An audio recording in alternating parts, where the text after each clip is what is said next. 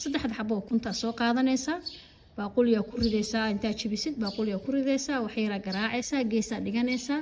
waxa soo qaadaysaa markaas 4 xabo oo bataatiga ahayd qolofta ka fiiqay bataatiga geedka cheese-ka lagu grade cheese-ka lagu xoqo soo qaadanaysaa cheese-ka ku xoqaysaa bataatiga ku xoqaysaa baaquliga ku riday biyaha ku shubay waa ku biiraacinaysaa dan biyaha ka miiraysaa marka biyaha ka miirtid ukuntii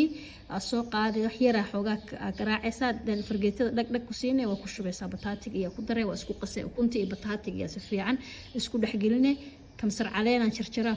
ku soo daray xabad basal waa intaan ku daray ogaada qof walba dooqiisa waxa aad jeceshahay adiga ku daraysaa qof walba dooq u leeyahay filfil yar hadda inta uga darooyaa marka waxaan ku darayaa xawaash keeri anaga xoogaa dhadhanka xawaash keeriga iyo bataatiga waa ka helnaa markii la isku daro adiga laakiin waxa jeceshahay ku darsanaysaa si fiican asaan oo kale isugu walaaqay cusbo yar korka uga shubanaysaa sida u jeedaan hadda u sameeynayo haddana wixii dhan waa isdhex gelinaysaa waxa u baahan tahay marka bur badan uma baahnid 2 qaado bis inta hadda aan ku shubay waa 2 qaado oo bur ah si ukuntii iyo bataatiga isugu ka dhagaan saxankii foornada ku gelinaysaa soo qaadanaysaa hadda xaanshid wax lagu duba haysatid waa saari hadii kalena badhar ama saliid marne waa ku fidinay foornada gelinay waa kana marka ka soo bixisid ani hadda waa qaboojiyay 6 cad aan ka dhigay 6 cad aan u kala jaray marka